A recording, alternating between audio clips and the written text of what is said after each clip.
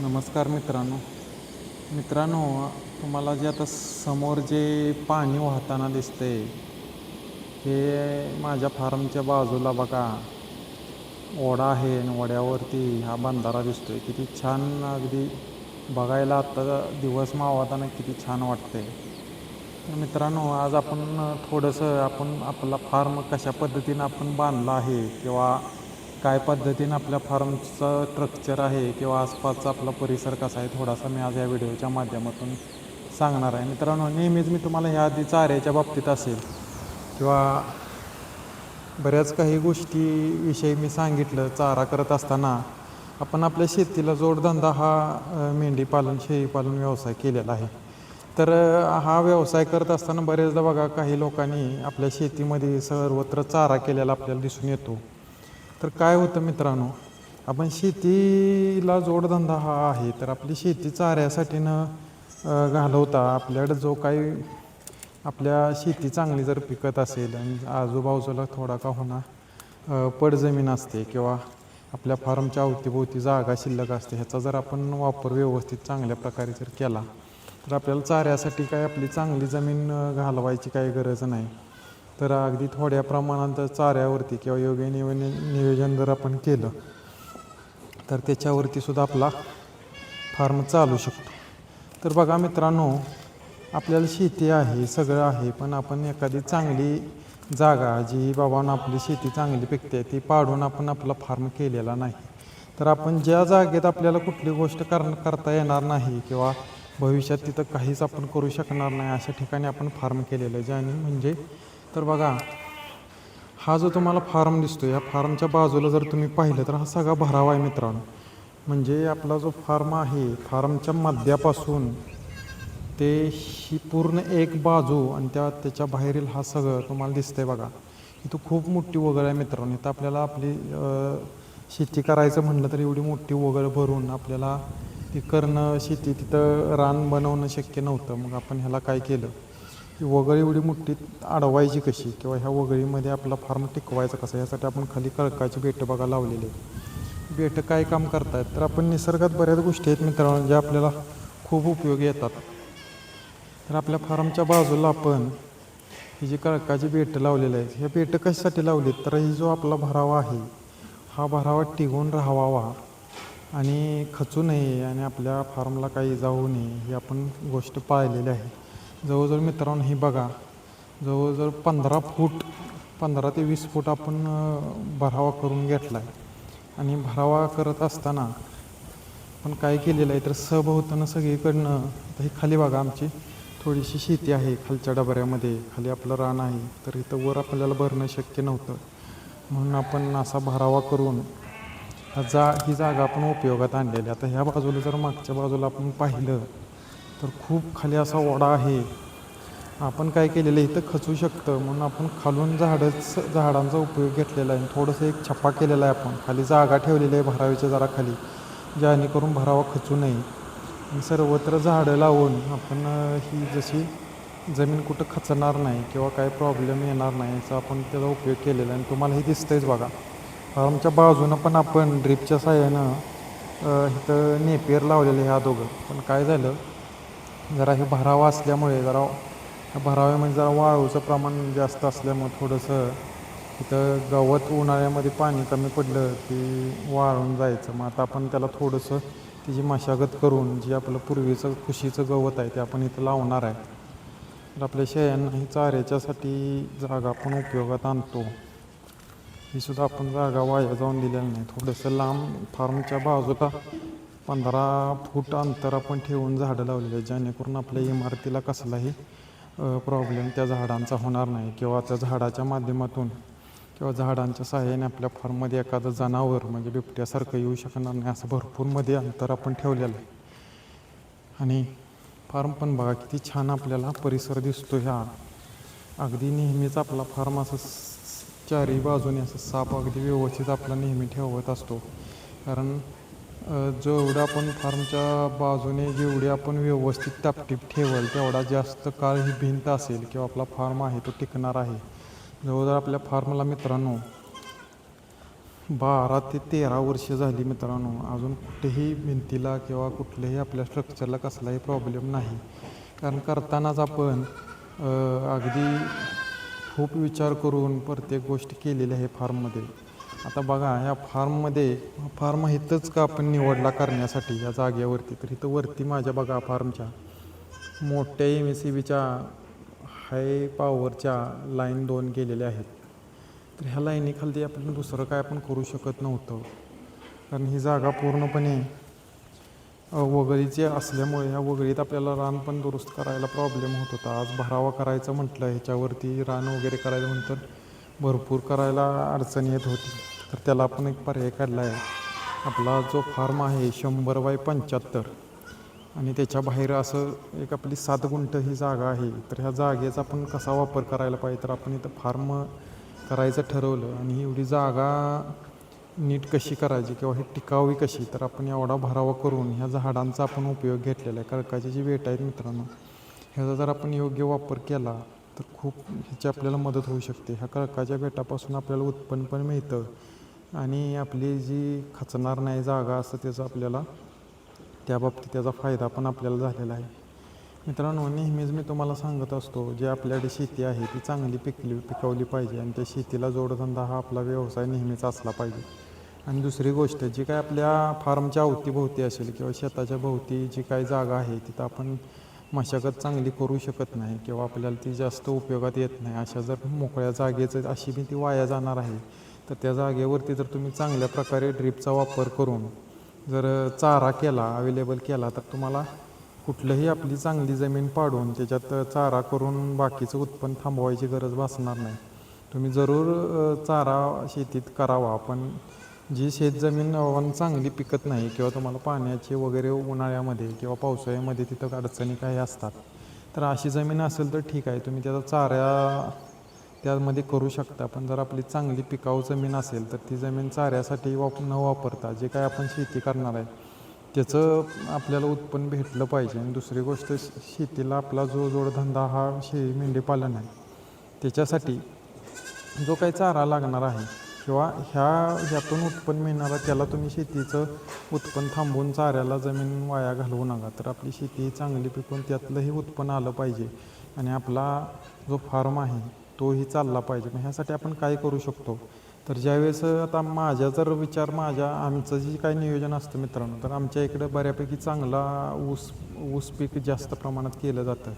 तर आम्ही काय करतो, प्रत्येक वर्षी आडसाल आम्ही जी काय आम्हाला शेती आहे त्याच्या निम्मा भाग आम्ही काय करतो, प्रत्येक वर्षी लागण करतो. म्हणजे आमच्या इकडं जून जुलैमध्ये लागण केली जाते, मग ती नंतर 18 महिन्यानंतर म्हणजे आडसाला आपण नेहमी लागण करतो. तर कशासाठी, तर ज्यावेळेस आपलं क्षेत्र निम्मं लागण असते त्यावेळेस प्रत्येक वर्षी थोडं आपलं निम्मं क्षेत्र ऊस गेला पाहिजे कारखान्याला, असा आमचा दृष्टिकोन असतो. आणि दुसरी गोष्ट, ज्यावेळेस आपण आडसाला लागण करतो त्यावेळेस कारखाना सुरू झाल्यानंतर पहिल्या सुरुवातीच्या टप्प्यामध्ये आपला ऊस जात असतो, कारण आपली आडसाला लागण असल्यामुळे 18 महिने पूर्ण झालेले असतात आणि लवकर ऊस जातो. लवकर ऊस गेल्यानंतर आपण काय करतो, तर जी काही शेती आपली मोकळी होणार आहे ऊस गेल्यानंतर, आम्ही कधीच ती खोडवं ठेवत नाही. का ठेवत नाही, तर खोडवं जर ठेवलं तर परत पुढल्या वर्षी जाऊ शकतं, पण तेवढं त्यात उत्पन्न निघत नाही किंवा खोडवं पहिल्यासारखं आता येत नाही. तर त्याला आणि आपल्या फार्मसाठी सुद्धा आपल्याला चारा करायचा असतो, तर आपण काय करतो, प्रत्येक वर्षी आडसाला आपली निम्मं क्षेत्र आडसाला असतं आणि जो काही जाणारा ऊस निम्मा असतो, तर तो ऊस गेल्यानंतर आपण काय करतो, तर त्यात आपण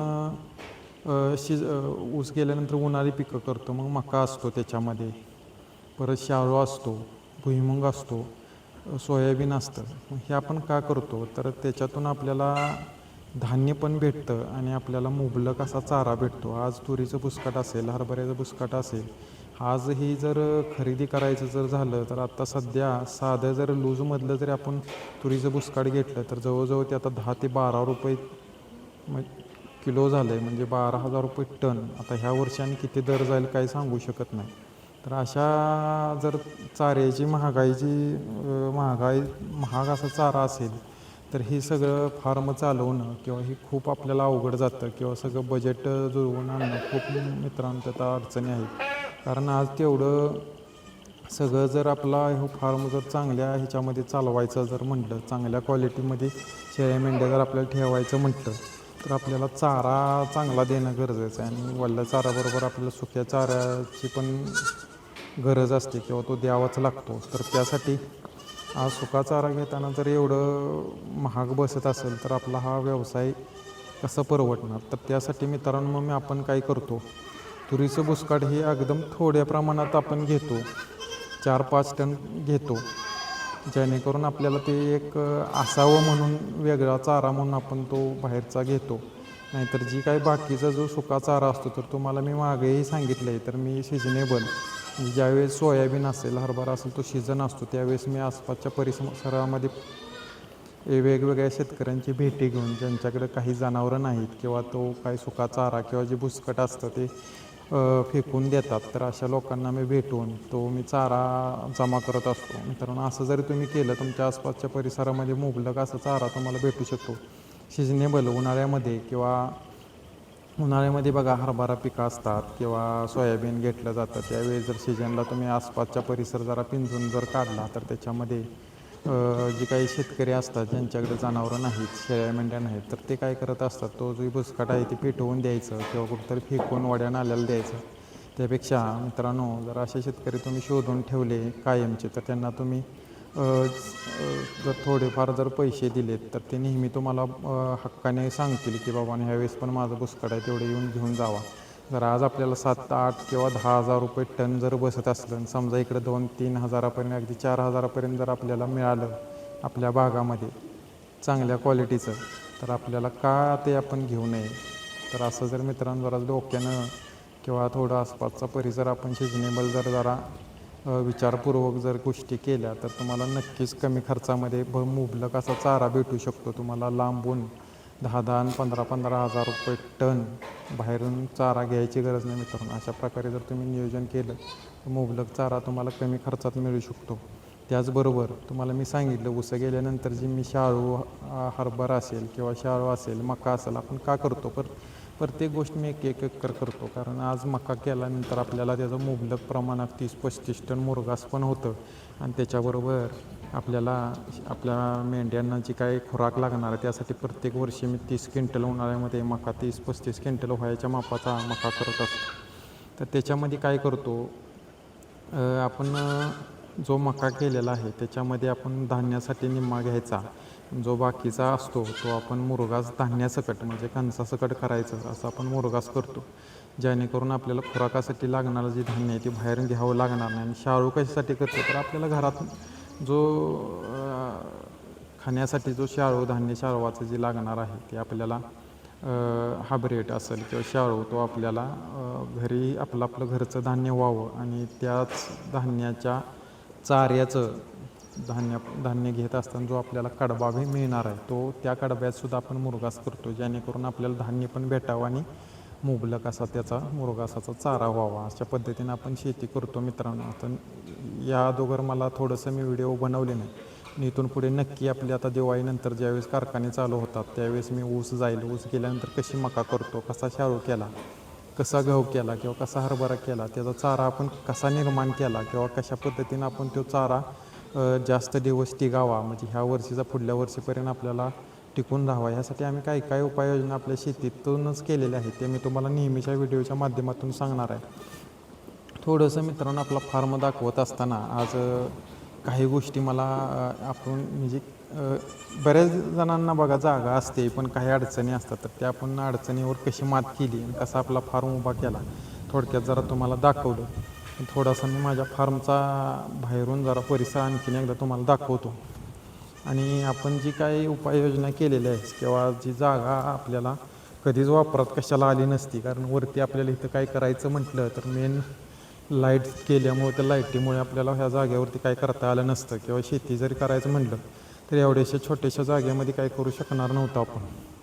तर आपल्याला चांगली जागा न वापरता आपण थोडीशी पडजमीन तिचा योग्य झाडांचा उपयोग करून भरावा करून आणि आपल्याकडेला वडा जो आहे त्या वड्यातला गाळ आपण भरलेला आहे, म्हणजे काय तर तेही चांगल्या म्हणजे त्यामुळं काय झालं, आपण आपलं जे वडा किंवा बंधारा होता ते आपण परमिशन घेऊन तो आपण त्यातील जो काही वेस्टेज किंवा जे काही घाण येऊन साठलेली असते माती वाळू ते आपण भरून हे भरावा करून घेतला. काही मुरुम मिळाला, दगडे धोंडे मिळाले, त्याच्यामुळं आपल्या इथला बंधाराही स्वच्छ झाला आणि आपला फार्म पण उभा राहिला. अशा प्रकारे आपण मित्रांनो आपला फार्म उभारला आहे. बघा ह्या बाजूला केवढी मोठी खाडी असल्यासारखं आहे, पण आजपर्यंत 10 ते 15 वर्ष एक मोठी मित्रांनो इकडं हल्ली नाही. थोडंसं मला व्हिडिओतून खालचा भाग बंधाऱ्याचा दाखवता येते का बघतो मित्रांनो. तर अशा पद्धतीनं आपण फार्मचं स्ट्रक्चर केलेलं आहे मित्रांनो. आणि बघा मित्रांनो ह्या बाजूनं पण हे सुद्धा आपलं जी शेती आहे ही सुद्धा मोठी वगळ मित्रांनो होती, कारण आपला जे माळरान आहे त्याच्यामध्ये भरपूर वगळी वगैरे होत्या. तर आपण मोठमोठे दगड वगैरे त्याचं पिचिंग करून आपण शेती बनवलेली आहे. ही इकडे बघा, इथं जो आता तुम्हाला कोबी लावलेला दिसतोय तर हे सुद्धा पूर्ण आपल्या बंधाऱ्यातला गाळ भरून आपण ती जागा उपयोगात आणलेली आहे. तसंच हा आपल्या ह्या बाजूला आपला फार्म आहे. ही बघा, ही लाईट जी मगाशी तुम्हाला दाखवलं, ही जी मेन लाईन आपल्या फार्ममध्ये भिंतीतच आपण घेतलेली आहे मित्रांनो. इकडे MSCB असं आहे. ही बघा, तुम्हाला भरावा दिसेल, जाणून येईल. खाली जरा डबऱ्यामध्ये रान आहे, कारण इथनं खाली आपण भरावा केला, एवढं उंचावरती भरणं शक्य नव्हतं.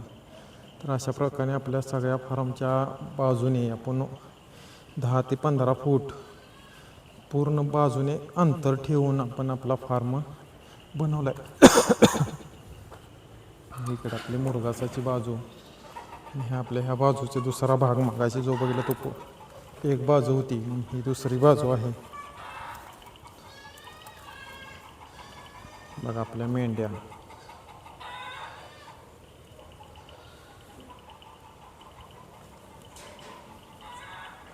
मित्रांनो कुठलीही गोष्ट करत असताना, मग शेती असेल किंवा आपला कोणताही व्यवसाय असेल किंवा कोणतंही काम असू दे मित्रांनो, कुठल्याही क्षेत्रातलं कुठलीही गोष्ट करत असताना मित्रांनो, जर आपण त्याचा तात्पुरता न विचार करता पुढल्या 10 वर्षाचा जर आपण त्याचा विचार केला, बाबा भविष्यात काय होऊ शकतं किंवा काय, कुठलीही गोष्ट करत असताना, मग फार्म करत असताना किंवा एखादी बिल्डिंग बांधत असताना, कुठलीही गोष्ट करत असताना मित्रांनो कधीही पुढल्या गोष्टीचा विचार केला पाहिजे. बाबा ही गोष्ट नाही घडली तर परत त्याच्यावरती काय पर्याय आपण करू शकतो.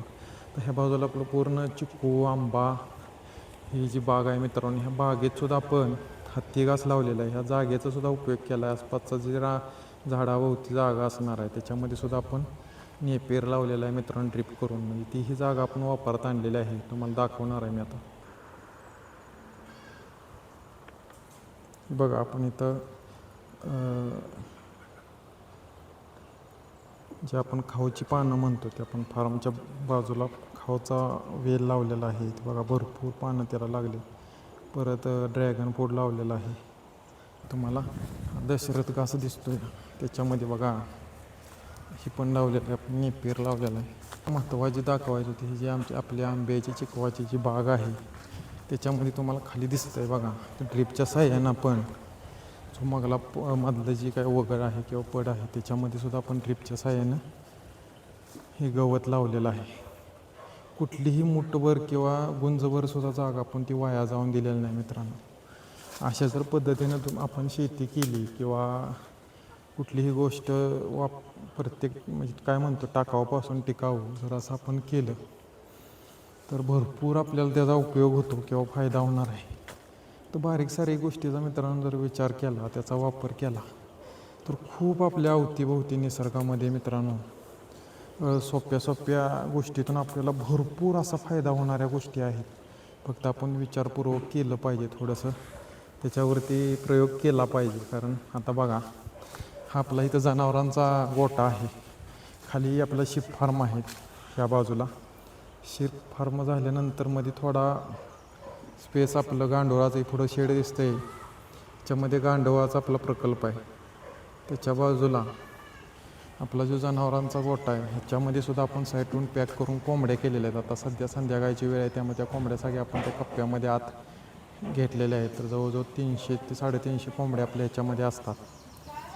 त्या झाडाच्या सावलीचा उपयोग केला आहे. त्याच्यामध्ये जे काय आपल्याकडं शेवग्याची पानं असतील किंवा खरकाटं मरकाटं काय असेल किंवा काही सगळं आपण ह्याच्यामध्ये टाकून देतो. ह्या कोंबड्या ह्याच्यामध्ये असतात. पण शेतीला जोडधंदे भरपूर केलेत मित्रांनो. कुठली गोष्ट नाही अशी नाही मित्रांनो. आणि ती प्रत्येक गोष्ट ती टिकवल्यासुद्धा आणि यशस्वी पण केल्या. मित्रांनो जे काही आपण परवा जे खत काढलेलं आपल्या फार्ममध्ये अशा प्रकारे आपण गांडूळाच्या टाक्यांमध्ये टाकून घेतलेलं आहे. हे बघा. आता बघा आपण तुम्हाला मी म्हटलेलं की माझं गांडुळासाठी माझा प्रयत्न चालू आहे. तर आता ह्याच्यामध्ये आपण पूर्णपणे हे खत टाकून घेतलेलं आहे जे काही आपल्या फार्ममध्ये निघालेलं आहे. आता ह्याच्यावरती थोडंसं पाणी वगैरे मारून ह्याच्यामध्ये मी प्रयत्न चालू आहे. माझ्या गांडूळ वगैरे सोडून पाहणार आहे आपण काय होणार आहे, काय रिझल्ट येतो आहे. बघूया मित्रांनो, असंच आपले वेगवेगळे प्रयोग असतील, शेतीला जोडून असतील, आपल्या फार्मला जोडून असेल, तर ह्याच्यावरती आपण नेहमीच बोलत असतो. तर माझा आजचा व्हिडिओ कसा वाटला, थोडंसं मित्रांनो लांब होईल, व्हिडिओ मोठा होईल किंवा वेगवेगळ्या गोष्टी ह्याच्यामध्ये मी घेतलेल्या आहेत. पण मित्रांनो कसं होतं, व्हिडिओ बनवत असताना एखाद्या गोष्टी मला त्यावेळेस एखादी गोष्ट मला आठवते किंवा असे सांगावीशी वाटते, तर मित्रांनो पटकन मी त्याच्यामध्ये सांगून जातो. किंवा एखाद्या वेळेस काय होतं, एखादा विषय राहतो आणि दुसराच विषय येतो. पण मित्रांनो प्रत्येक गोष्टीतून तुम्हाला काहीतरी नवीन बघता येईल किंवा शिकता येईल किंवा तुम्हाला आवडेल असा माझा विषय असतो. आजचा कसा व्हिडिओ वाटला नक्की सांगा मित्रांनो. करत असताना बघा नेहमीच आपण कष्ट भरपूर लागणार आहे. शेती म्हटल्यानंतर, फार्म म्हटल्यानंतर, कुठलीही गोष्ट नवीन करत असताना किंवा ती टिकवायची म्हटलं, त्याच्यातून यश घ्यायचं म्हटलं, खूप मित्रांनो झिजावं लागतं. शेतकरी होणं एवढं सोपं नाही. तर आजची आपली नवीन जी काही तरुण पिढी आहे मित्रांनो, खरंच ही जर अशा पद्धतीनं सगळ्या गोष्टी तुम्ही बारीक सारीक शेतीला जोडून केल्या तर खरंच तुम्हाला नक्कीच त्यातून भरपूर उत्पन्न मिळेल आणि भरपूर तुम्हाला यश मिळेल किंवा भरपूर उत्पन्नाचा स्रोत म्हणजे एक उत्पन्नाचं प्रोजेक्ट म्हणेल शेतीच्या बाबतीतचा असेल किंवा फार्मला जोडून असेल. ज्यांच्याकडे शेती आहे तर त्यांनी नक्की ह्या गोष्टी केल्या पाहिजे. शेती करत शेतीला जोड व्यवसाय जे काय असतील, मग गाई म्हशी असतील किंवा शेळी मेंढी पालन असेल किंवा गांडुळाचा प्रोजेक्ट असेल किंवा बायोगॅसचा प्रोजेक्ट असेल, याबरोबर प्रत्येक गोष्ट जर मित्रांनो केली यशस्वीरित्या अभ्यास करून माहिती घेऊन जर केली तर तुम्हाला आपल्या दैनंदिन आयुष्यात त्याचा भरपूर फायदा होणार आहे, भरपूर बचत होणार आहे, शेतीला चांगलं खत मिळणार आहे. खूप गोष्टी मित्रांनो आहेत. ह्या बारीक सारी गोष्टी भरपूर मी व्हिडिओ बनवणार आहे. तुम्हाला आजच सगळं मला आता सांगता येणार नाही.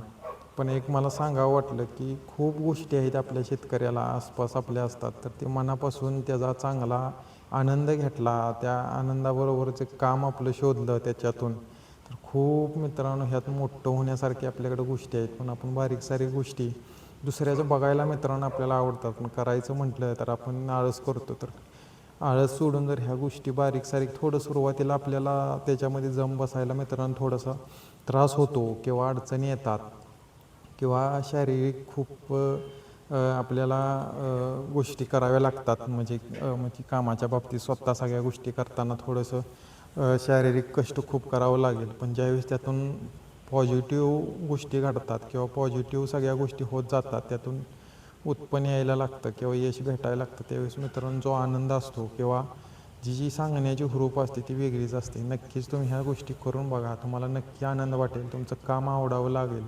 तुम्हाला ज्यावेळेस आपण मनापासून आवडीने गोष्टी करतो त्यावेळेस नक्कीच त्या यशस्वी होतात. आम्ही पण त्या पद्धतीनेच मित्रांनो आवडेल त्या गोष्टी करत गेलो आणि ही आज तुम्ही पाहताय प्रत्येक गोष्टीत आम्हाला यश येते.